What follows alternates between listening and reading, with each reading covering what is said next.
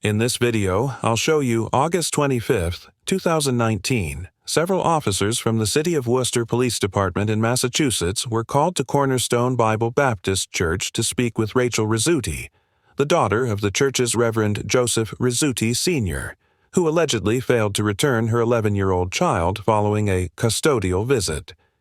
According to the Rizzutis, when Miss Rizzuti asked the officers if they had any paperwork or if she was being detained, officers. Nunez responded in the negative, so Miss Rizzuti attempted to leave. Additional officers arrived, including Officer Capabianca, and the interaction that followed was captured by body camera footage. Who are you? Who are you? Why don't you go inside? You have nothing involved. Oh, that's my daughter. So okay. Yeah, I do have a lot to do with it. Yeah. Okay, so you maybe you don't. This has nothing to do with you. Tyron, don't tell me. Rachel. Tyron. You done yelling? You done yelling? Are you done yelling? Acting like a big shot? We're all set here. You can go inside. No, you go on. You're not going to tell me what to do. You can go inside. You're about to be arrested for disturbing the peace. Here, Tyron. You keep. Let's get it. Look at him. Look at this guy. Look at him. Hey. What are you doing? Hey, what are you doing? Oh, you're in a trap! Don't listen!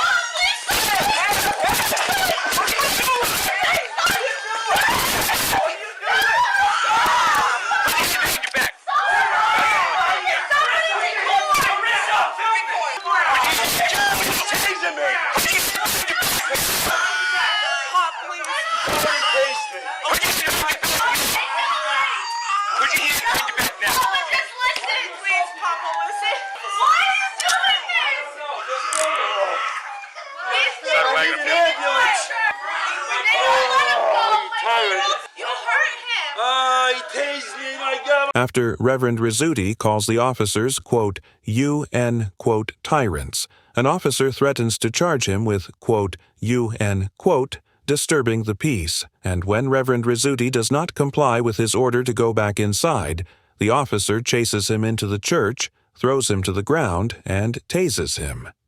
Now we will discuss the use of force later in the episode. But first it is important to explore whether the officers had any grounds to arrest or detain Reverend Rizzuti. The Massachusetts so-called Disturbing the Peace statute, which is found in Section 53 of Chapter 272. 2 of the Massachusetts general laws simply states that, quote, disorderly persons and disturbers of the peace shall, for a first offense, be punished by a fine of not more than $150. As the Massachusetts jury instructions explain, a conviction requires an individual to engage in conduct that most people would find to be unreasonably disruptive, such as making loud and disturbing noise, tumultuous or offensive conduct, hurling objects in a populated area, or threatening, quarreling, fighting, or challenging others to fight the prohibited. Conduct also includes, quote, uttering personal insults that amount to fighting words, that is, are so offensive that they are inherently likely to provoke an immediate violent reaction. According to the jury instructions, in order to sustain a conviction for disturbing the peace, the government must not only prove that an individual engaged in prohibited conduct, but that the actions were intentional, not done by accident or mistake, and the individual's conduct actually annoyed or disturbed at least one person. However, due to the protections given to speech by the First Amendment, the instructions also clarify that the Disturbing the Peace statute does not apply to offensive and abusive language unless it constitutes now quoting profane, libelous, and insulting, or fighting words which by their very utterance tend to incite an immediate breach of the peace. Additionally, as we have discussed before here on ATA, the 1987 Supreme Court case of City of Houston versus Hill established that the First Amendment protects a significant amount of verbal criticism and challenge directed at police officers unless it is now quoting likely to produce a clear and present danger of a serious substantive evil that rises far above public inconvenience, annoyance, or unrest.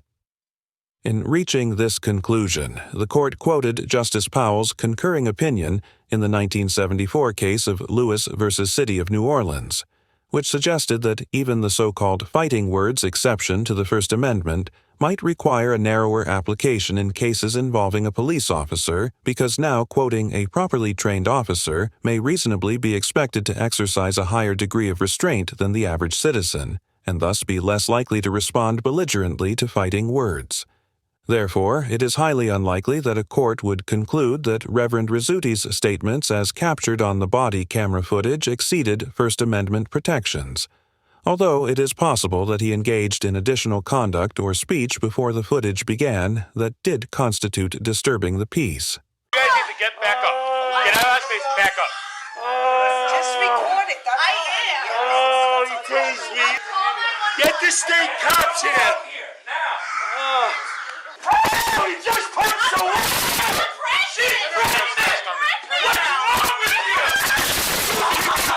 I'm gonna sit. Sit down. Are you on? I'm okay. Stop, Papa. We need We're in the church assembly. What's wrong with you people? These guys are tyrants. Stay on the ground now. Let go of me. What's wrong with you? He's a tyrant. I'm resisting you. For him, you're You're psycho. Get on the ground. You're psycho. Get on the ground. Stay on the ground. Get on the You're ground. psycho. Stop moving. You're hurting me. Listen, buddy. Let go of me. I'm gonna sue the out of you, so you know. This guy's been hitting me, kicking me. Yeah, I'm gonna sue the crap out of him. You're hurting me, man. I What's just his name? asked you to get off my wrist, man. You're Get staying this right guy's there. name right here, Capa Bianca. Yeah. Everybody, get this stuff. All because they're trying to bully one of our church members and steal their child. We'll just sue him, that's all. I don't know what I did to get You didn't do tased. nothing. They standing there punching Yeah, me in he the face. came at me because he didn't This like Spanish it. cop right here punched me right in the face. I know that. Don't be punching us. You You know shut what? your mouth. You need to back away No, from Sergey, us. We're not animals. What am I arrested for? Yeah, exactly. Come on, what did I get arrested for? Get the supervisor here now. I can't even believe what these guys just did in this church house. Yeah. We need to get him up and then him. Which one do you want to get up first? They can get both. We have enough guys now. Are you kidding me? Joseph Rizzuti Jr., the son of Reverend Rizzuti and a pastor at the church, asks one of the officers to get his wife, Carissa Rizzuti, quote, Ewing, quote, checked out because she's pregnant and an officer tackled her. A lawsuit the Rizzutis filed after this encounter claims that an EMT who responded to the church location refused to provide medical care to Miss Rizzuti, allegedly telling her that he was there to treat officers and that he, not examine her because she hit an officer.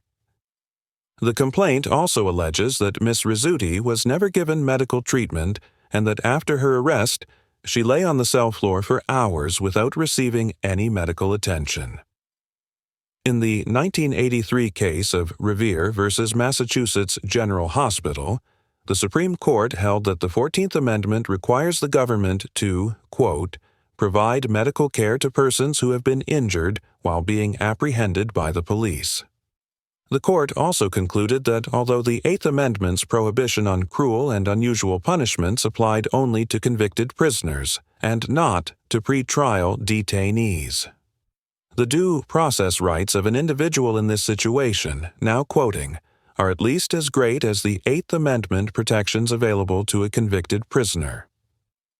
As the First Circuit Court of Appeals, which has jurisdiction over Massachusetts, explained in the 2016 case of Miranda Rivera v. Toledo Davila, quote, government officials violate the Eighth Amendment if they display deliberate indifference to a prisoner's serious medical needs. A serious medical need is one that has been diagnosed by a physician as mandating treatment or one.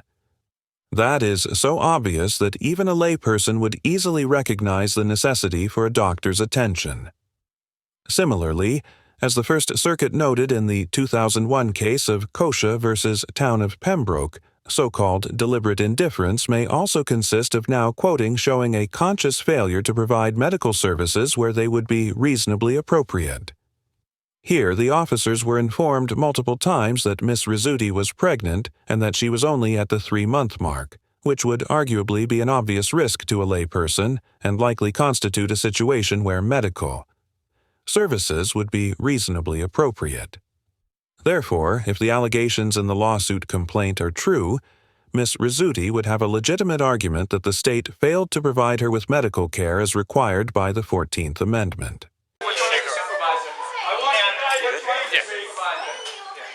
This guy tased me, the other guy kicked me. 55 years old, beaten up by the Worcester police. This guy right here. You have an ID on you? No, I don't. You got one on you? I drive stunt. He got drive stunt in the back. Does he have to go? No. Just want to check him out. Should I? You know, I'll wait for him to cool off for a minute. Yeah. My name's Joe, Reverend Joe Rizzuti. I don't consent you to go in my pocket. You don't care what I say. You're under arrest. We're going to sue you. You get away from me. Okay? You get away from me. No, This you're guy under was arrest. assaulted. All right? I'm your arrest. Yeah. Oh, am I? You get away from me. You've already assaulted me. Assaulted me, tased me, laying in the back of my church, this guy. Imagine that. All because he was asked a simple question. Tased me and knocked me to the ground, and this guy's pulling my pants down. Reverend Rizzuti criticizes the officers for their use of force against him. The body camera footage shows that the officers chased Reverend Rizzuti through the church before throwing him to the ground and tasing him.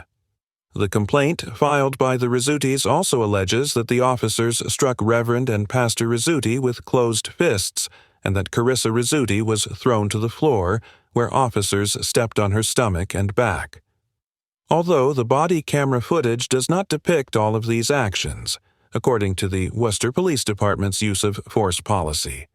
Quote, "It is the policy of the Worcester Police Department that an officer's force response be objectively reasonable and account for the officer's perception of the risk/threat presented by a subject, as well as the officer's perception of the subject's actions." The policy also states that, now quoting again, officers shall not use physical force upon another unless de-escalation tactics have been attempted and failed or are not feasible based on the totality of the circumstances.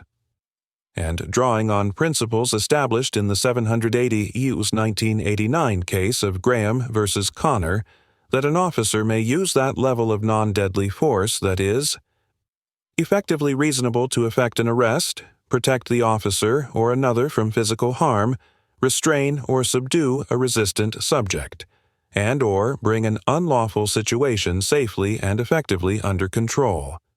Now, in this situation, the officers did not state the Rizzutis were under arrest, although they did appear to be attempting to arrest at least Reverend Rizzuti when the use of force began.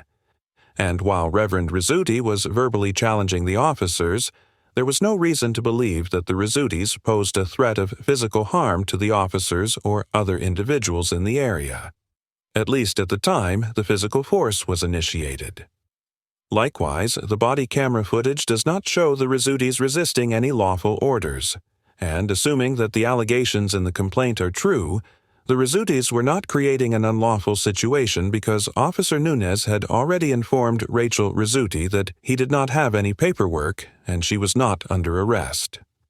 Therefore, a court could find that the amount of force the officers used was both a violation of Worcester PD policy and constitutionally excessive, although it is difficult to give a conclusive opinion given the chaotic and incomplete nature of the body camera footage. Furthermore, the Massachusetts Supreme Judicial Court held in the 1983 case of Commonwealth versus Modera that although individuals do not have the general right to resist unlawful arrest under state law, quote, where the officer uses excessive or unnecessary force to subdue the arrestee, regardless of whether the arrest is lawful or unlawful, the arrestee may defend himself by employing such force as reasonably appears to be necessary. Now, in that situation, the court concluded that an arrestee may defend himself by employing the degree of force that reasonably appears to be necessary under the circumstances. As such, the Rizzutis would be able to argue that they were acting in self-defense against excessive force from the officers if they were to be charged with resisting. They're going to check him out. They're waiting for him to calm down. They're waiting for him to calm down. I like my money clip and my money back. Take care of that. Look at these guys. You guys getting this on video? Taking all my stuff out of my pockets, my money, my money clip, everything. Your whole behavior, all on video. All your behavior. That's how that works. Don't worry about it. Okay? So shut your mouth. Oh, really? Shut my mouth. Did they prevent you from getting the kid? I wasn't here for like I said. It was a lot. We were trying to get to there, and he kept interfering, and he wouldn't calm down. He kept causing a scene, then he ran here. Where did you get, where you got tased? I have no idea. He got tased right in the middle back here. Can I just look at it? Is that all right? Relax. I gotta check you out. Right here. All right, we're good. All right, you're all set to go to the wagon. Let's go. Yeah, we're fine. We'll get it. That's for this guy here. Okay. Let me find out. I don't know what the got going on, but thank you. They did all this in front of him. I'm good here. They just need a card for the other guy. All right, guys, we're good. Mom, Thank you. they're gonna tell you, you're going to the police station. You gotta bail us. Reverend Rizzuti was charged with assault and battery on a police officer, resisting arrest, disorderly conduct, disturbing the peace, assault and battery with a dangerous weapon, and interference with a police investigation. And Pastor Rizzuti was charged with interference with a police investigation and resisting arrest. The resisting arrest charges against both men were dismissed prior to trial, and a judge acquitted them of all other charges after a bench trial. Carissa Rizzuti was charged with interference with a police investigation, which was also dismissed. And Rachel Rizzuti was charged with several offenses, including a kidnapping charge. The kidnapping charge was later dismissed, and the other charges against her were decriminalized. On August 23, 2022, the Rizzutis filed a federal lawsuit against officers Nunez and Capabianca, along with several other officers and Worcester government officials for unreasonable force, assault and battery, conspiracy, malicious prosecution, intentional infliction of emotional distress, and other federal claims. The complaint alleges that in addition to the physical injuries sustained. During the altercation, Pastor Rizzuti's son, along with the other family members, were traumatized by this event. The complaint also includes allegations of a pattern of misconduct by the Worcester Police Department. As of the date of writing this episode, the lawsuit is still pending.